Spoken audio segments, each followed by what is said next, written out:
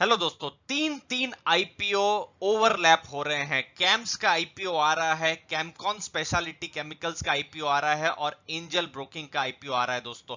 लेकिन सबसे बड़ा जो आईपीओ है इन सब में से वो है कैम्स का आईपीओ।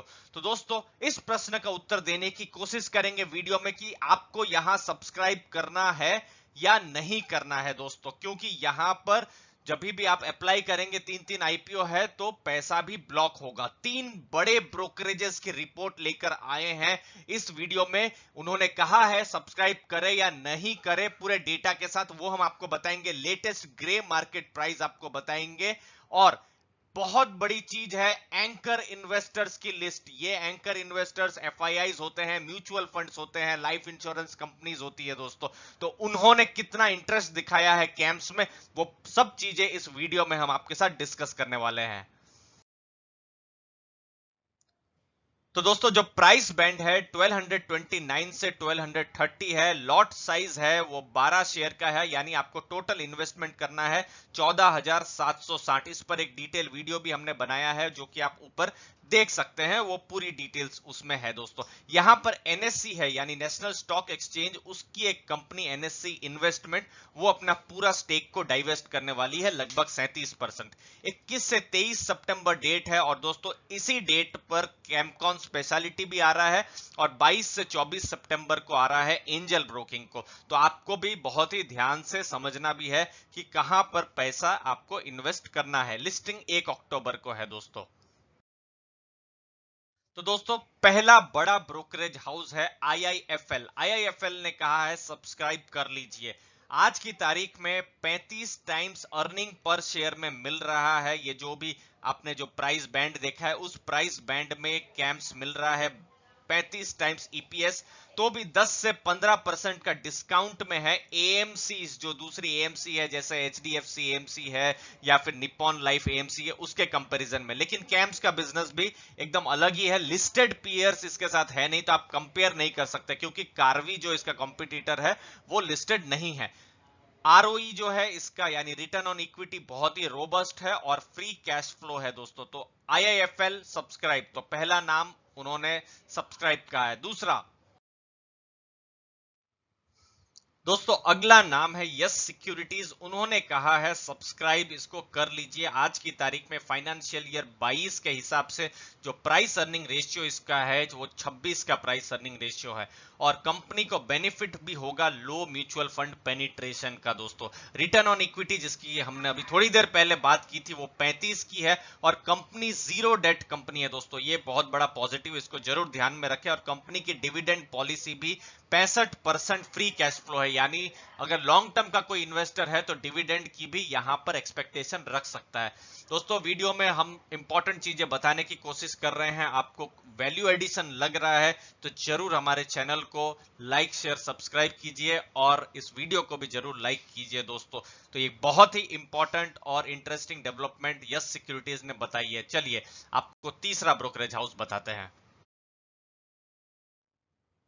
अगला नाम है दोस्तों मोतीलाल ओसवाल। उन्होंने भी कहा है सब्सक्राइब, लेकिन एक इंपॉर्टेंट चीज उन्होंने कही है, लॉन्ग टर्म व्यू, यानी सब्सक्राइब तो करें लेकिन शॉर्ट टर्म के लिए नहीं, लॉन्ग टर्म के लिए यहां पर सब्सक्राइब करें। देखिए इनका जो मॉडल है एसेट लाइट मॉडल, जो आपने देखा जीरो डेट कंपनी है, बहुत ज्यादा यहां पर खर्चे नहीं है, यानी प्लांट लगाने के खर्चे वो सब खर्चे नहीं है, एसेट लाइट मॉडल है। और हाई एंट्री बैरियर है, ऐसा नहीं है कि कोई कल की तारीख में आए और आरटी एजेंट बन जाए, बहुत ही मुश्किल है दोस्तों। और आरटी एजेंट आप देखें तो बड़े नाम में सिर्फ कैम्स है और कार्वी ही है दोस्तों।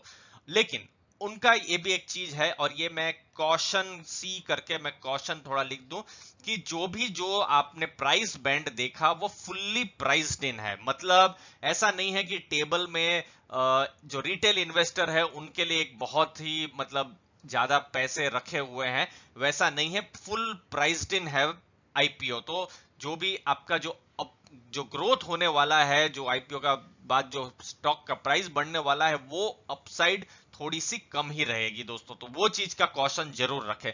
लीडरशिप पोजीशन है दोस्तों आरटीए में और पूरे पैन इंडिया में इसका प्रेजेंस भी है, जो कि इसको और ज्यादा आकर्षित बनाता है। तो तीन ब्रोकरेज हाउस और तीनों ने ही सब्सक्राइब कहा है, बस मोतीलाल ने कहा है सब्सक्राइब भी करें, लेकिन शॉर्ट टर्म नहीं लॉन्ग टर्म भी इसमें जरूर सोचें।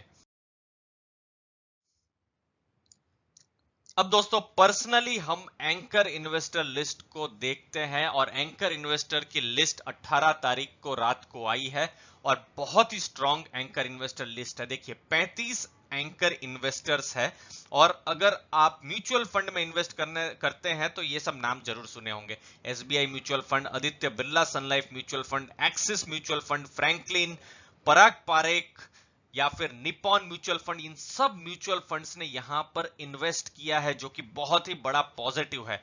और बाहर की भी अगर एफआईआईज की बात करें तो गोल्डमैन सैक्स ने इन्वेस्ट किया है, गवर्नमेंट ऑफ सिंगापुर ने इन्वेस्ट किया है, फिडेलिटी ने इन्वेस्ट किया है। तो ये सब बड़े बड़े दिग्गज नाम है। कुछ एग्जांपल्स ही मैं आपको बता रहा हूं दोस्तों। 54 लाख शेयर एलोकेट हुए हैं और हमको लगता है कि ये बहुत ही कन्विंसिंग लिस्ट है अगर आप सिर्फ एंकर इन्वेस्टर्स की ही बात करें तो।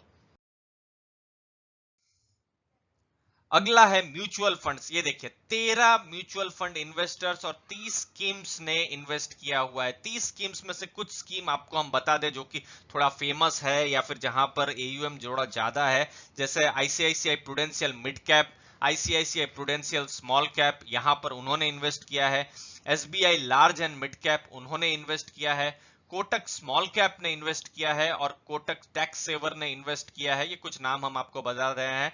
पराग पारेख लॉन्ग टर्म इक्विटी, जी हाँ इस फंड ने भी इन्वेस्ट किया है। यहां पर एचडीएफसी ने भी इन्वेस्ट किया है, एचडीएफसी का जो इंफ्रास्ट्रक्चर फंड है उसने, और एचडीएफसी का ग्रोथ अपॉर्चुनिटीज फंड है उसने भी इन्वेस्ट यहां पर किया हुआ है दोस्तों। तो म्यूचुअल फंड में भी आप देखें तो एक कन्विंसिंग लिस्ट है। हम देख पा रहे हैं कि मिड कैप और स्मॉल कैप के जो म्यूचुअल फंड्स हैं उन्होंने इसको लपका है एक तरीके से, जो सिग्नल्स मिल रहे हैं।